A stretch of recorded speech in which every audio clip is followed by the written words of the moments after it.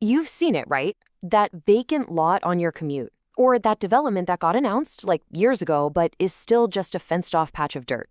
It is so frustrating, and it makes you wonder, what is actually going on?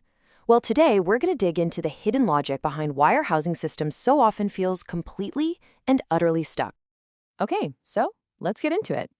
To really crack this puzzle, we're going to start by asking the very questions that are probably already running through your head every time you see one of these stalled projects.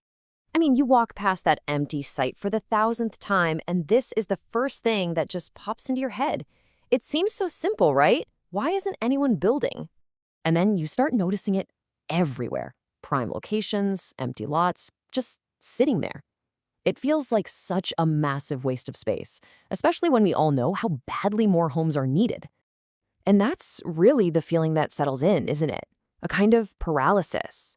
A system that just isn't delivering, leaving us all with this sense of inertia. But what if we're looking at this all wrong? What if the delay, the inaction, isn't actually a failure of the system, but a feature? What if the people involved aren't just dragging their feet, but are actually responding logically to the incentives right in front of them? So here's the crucial idea. We have to stop thinking about housing just as shelter and start seeing it for what it's also become, an investment. And with any investment, especially when the supply is tight, waiting is a strategy. It lets that scarcity do its thing and just nudge the value up. And this is how we have to reframe the whole problem. What looks to us on the outside like infuriating foot dragging looks from the inside to a landowner or a developer like perfectly good sense. It's a rational, calculated business decision. Come on, let's just put ourselves in their shoes for a second. Imagine you own a valuable piece of land. If you build too quickly, you could actually flood the market and stop prices from climbing.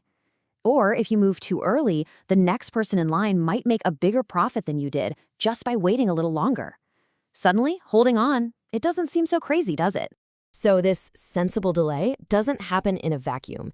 It creates this huge domino effect across the entire system because it turns out pretty much everyone has a really good reason to wait.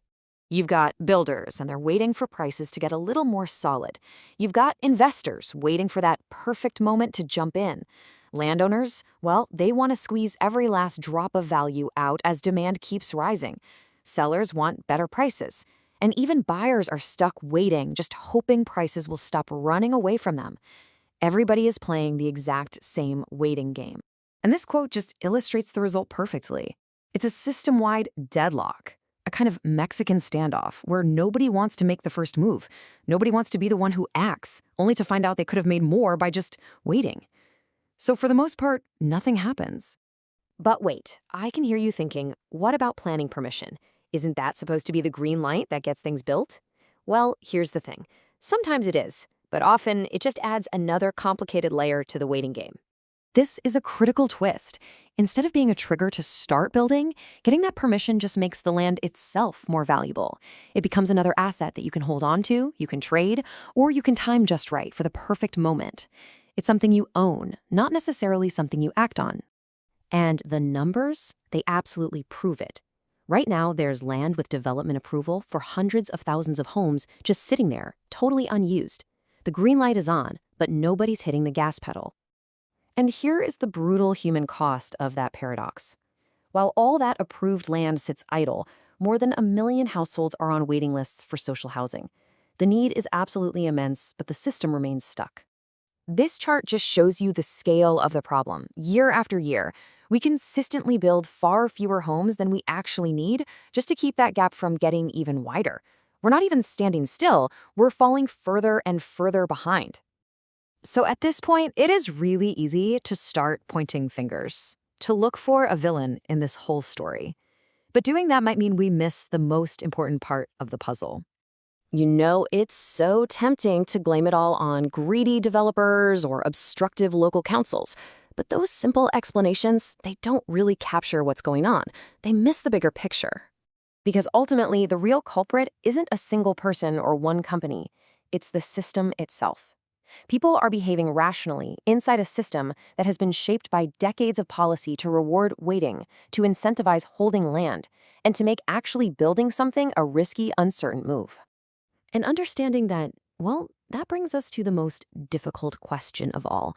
It's a question this explainer can't answer, but one that we all need to be asking. Think about it. If the system itself makes waiting the most logical, the most profitable, and the most sensible choice for every single person in the chain, then how do we ever break the cycle? How does anything ever finally get built? That's the real puzzle we all need to solve.